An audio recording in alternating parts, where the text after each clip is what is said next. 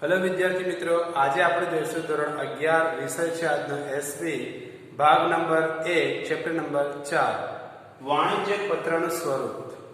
હવે આપણે સવાલ નંબર 3 ની અંદર આગળ વધીએ તે પહેલા વાણિજ્ય પત્રમાં ધ્યાનાકર્ષક રેખાનો અર્થ અને તેનું સ્થાન ઉદાહરણ સહિત સમજાવો।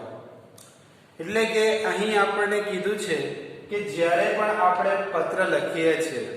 ત્યારે સામેવાળા વ્યક્તિનું ધ્યાન તે પત્રની અંદર એટલે કે લખનાર કોણ છે તેના વિશે જાય, તેના વિશે આપણે બતાવવાનું છે અને તેનું સ્થાન કેવી રીતે તેને લખવું, તેની શરૂઆત કેવી રીતે કરવી, સામેવાળાને કેવી રીતે સંબોધન કરો કે ધ્યાન તેની બાજુ જાય, તેના વિશે એક ડેમો આપણે આપ્યું છે, ઉદાહરણ લખ્યું છે। तो સૌથી પહેલા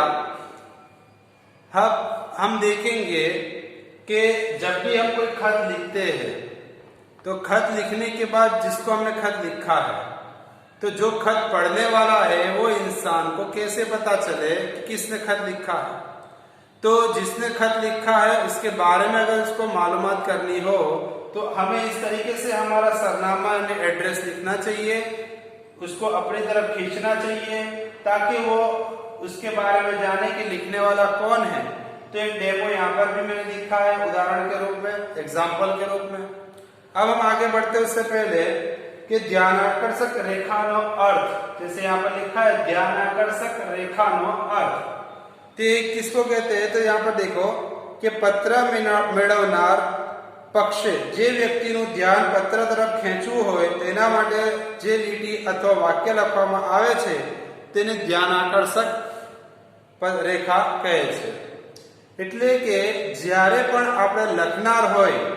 ને સામેવાળા વ્યક્તિનું ધ્યાન પોતાની તરફ ખેંચવું હોય તો પત્રની અંદર એવી વસ્તુ રાખવી, કાં તો કોઈ લાઈન કરેલી હોય કે તેને અલગ બોલપેનથી લખ્યું હોય કે અલગ રંગથી લખ્યું હોય, કલરથી લખ્યું હોય तो व्यक्ति તેને જોશે કે આ રંગ અલગ છે, તે પરથી જાણી જશે કે આ લખનાર વ્યક્તિનું નામ છે। यानी इससे पता चलता है कि जब भी हम कोई नाम यानी कि जब भी हमने कोई खत लिखा है तो जो पढ़ने वाला इंसान है वो पढ़ने वाले इंसान को हमारा ध्यान खींचने के लिए या तो हम किसी कलर का इस्तेमाल करें या कोई इसके नीचे लिखे हुए नाम के नीचे हम लाइन खींच लें ताकि वो आसानी से हमारे नाम को पहचान सके। उसके बाद हम लोग को बताया है कि ध्यानाकर्षक रेखानो स्थान, यानी हमारा स्थान कहाँ होना चाहिए, स्थान बोला है, यानी कि हमारी जगह कौन सी होनी चाहिए। यानी जब भी हम कोई खत लिखते हैं तो हमारा खत के अंदर एड्रेस किस तरफ होना चाहिए और उसका तरीका क्या है, किस तरीके से उसको बताना है। तो यहाँ पर एक एग्जाम्पल दिया हुआ है, ये एक लाइन के अंदर होना चाहिए। जैसे यहाँ पर लिखा है मैनेजर श्री अल्पविराम, ये निशानी बतानी जरूरी होती है। उसके बाद लिखने वाली कंपनी कौन सी थी, विकास ट्रेडिंग कंपनी, उसके बाद भी अल्पविराम। तो ये कंपनी कहाँ पर है, तो ये कंपनी अहमदाबाद के अंदर है। और किसके ऊपर इसे लिखा है, तो श्री श्रीपाल दवे ध्यानार्थ, यानी कि आप ध्यान दें कि ये किसने लिखा है। और उसके बाद उसको संबोधन किया है, यानी उसको अच्छे नाम से बुलाकर श्रीमान कहकर उसको संबोधन किया है। એટલે કે અહીં લખનાર વ્યક્તિ જ્યારે પણ પોતાનો એડ્રેસ લખે છે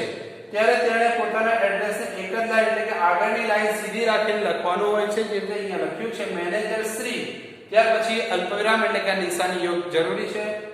ત્યાર પછી વિકાસ ટ્રેડિંગ કંપની, કે લખનાર કોણ, કે વિકાસ ટ્રેડિંગ કંપની છે, તે કંપની પોતાનું ધ્યાન ખેંચવા માંગે છે। તે કંપની ક્યાં આવે છે, કે અમદાવાદમાં આવે છે અને તે કંપની કોનું ધ્યાન ખેંચવા માંગે છે, કે શ્રી શ્રીપાલ દવેનું ધ્યાન ખેંચવા માંગે છે। એટલે કે તે વ્યક્તિ તેની કંપની તરફ ધ્યાન આપે। ત્યાર પછી કે જ્યારે પણ આપણે આ રીતે કોઈ પણ પત્ર લખતા હોઈએ છીએ ત્યારે આ રીતે કોઈ પણ એક ઓળખમાં આપણે મૂકી દઈએ તો સામેવાળા વ્યક્તિને આપણી ખબર પડે છે કે લખનાર કોણ છે અને તે લખનારનો હોદ્દો શું છે અને તે ક્યાંથી લખે છે, તે દરેક વસ્તુ તેને जानकारी मળી जाए। यानी कि इससे पता चलता है कि अगर हमने हमारे एड्रेस के अंदर इस तरीके से कोई निशानी या किसी रंग का इस्तेमाल कर सामने वाले इंसान को अपनी तरफ खींचा जिससे उसको आसानी होती है। उसके बाद હવે પછી બીજો સવાલ, વાણિજ્યક પત્રમાં બીજા વતી સહીના અધિકારનો ઉદ્દેશ જણાવો। यानी यहाँ पर कहने में आया कि जब हम खत लिखते हैं तो खत लिखने के अंदर कोई दूसरा इंसान को सिग्नेचर करने का, सही करने का अधिकार दिया हुआ है। अगर दिया हुआ है तो कौन से उद्देश्य से वो अधिकार, यानी कब उसको अधिकार दिया है, उसके बारे में हम लोग देखेंगे कि जब भी कोई खत लिखा जाता है और उस खत के अंदर जब भी हस्ताक्षर ये आखिरी हिस्से में होते हैं, तो आखिरी हिस्से में जब भी ये सिग्नेचर की बात आती है, और ये सिग्नेचर करना भी जरूरी है, या तो वो कंपनी का मालिक होता है जिसने खत लिखा उसकी सिग्नेचर होती है। लेकिन कभी कभी ऐसा होता है कि जब कारोबार बहुत बड़ा होता है, वो ज्यादा बिजी होता है, तो मालिक या कोई भागीदार होता है तो वो सिग्नेचर नहीं कर पाता, तो तब ऐसे अधिकारी को जिसके ऊपर उसको भरोसा होता है, तो ऐसे आदमी को वो सही करने के लिए कहता है, हुक्म करता है कि वो सिग्नेचर कर सकता है, यानी वो एक कायदेसर के रूप में आ जाएगा। लेकिन अगर कोई जबरदस्ती अपनी सिग्नेचर कर दे दूसरे के नाम से तो गैर कानूनी गिना जाता है। એટલે કે અહીં પણ આપણને એ જ કહેવામાં આવે છે કે જ્યારે પણ આપણે પત્ર લખતા હોઈએ છીએ તો જ્યારે પત્ર લખીએ છીએ તેના આખરી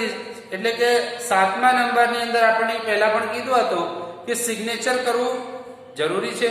કે સિગ્નેચર વગર એ ખત અધૂરો હોય છે, એ પત્ર અધૂરો હોય છે। એટલા માટે જ્યારે પણ કોઈ પણ સિગ્નેચર કરે તો સિગ્નેચર તે અધિકાર ત્યારે કેવી રીતે મળે કે જ્યારે પણ કોઈ સંસ્થા હોય કે કોઈ પેઢી હોય કે જેનો દરજ્જો મોટો હોય અને તેની પાસે વધારે કામ હોય ત્યારે તે બીજા વ્યક્તિને પોતાની જગ્યા પર સિગ્નેચર કરવાનો અધિકાર આપતો હોય છે અને તે સિગ્નેચર કરવું યોગ્ય ગણાય છે। જો સિગ્નેચરની અંદર પણ તે શોર્ટ ફોર્મની અંદર પણ લખી શકે છે, જે રીતે આપણે કહીએ કે P.P.Mehta, आ रीते पण शॉर्ट नेम में सिग्नेचर कर सके छे, या तो इस तरीके से वो डॉट डॉट कर यानी कि P.P.Mehta करके सिग्नेचर कर सकता है, या किसी कंपनी के हिसाब से अगर इसको कोई पोस्ट दी गई हो तो पोस्ट के हिसाब से सिग्नेचर कर सकता है। એટલે કે અહીં પણ સંસ્થા હોય કે પેઢી હોય, જ્યારે ઊંચો હોદ્દો ધરાવતી હોય કે ઊંચો દરજ્જો હોય, ત્યારે વ્યક્તિ જ્યારે કોઈ નિયમ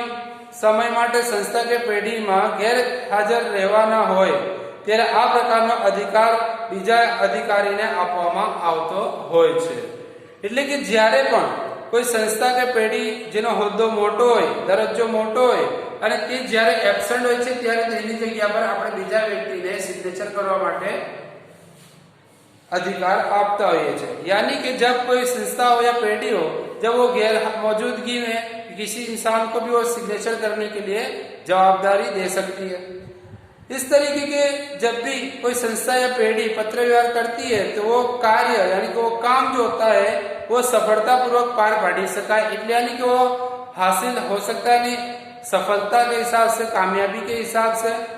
यानी सिग्नेचर के बिना वो खत अधूरा होता है। इसके लिए सिग्नेचर के अंदर पेढ़ी के कोई भी होद्देदार को जिसके ऊपर उसको विश्वास होता है उस विश्वास के हिसाब से उसको सिग्नेचर करने के लिए हुक्म किया जाता है और वो हुक्म के मुताबिक सिग्नेचर करता है।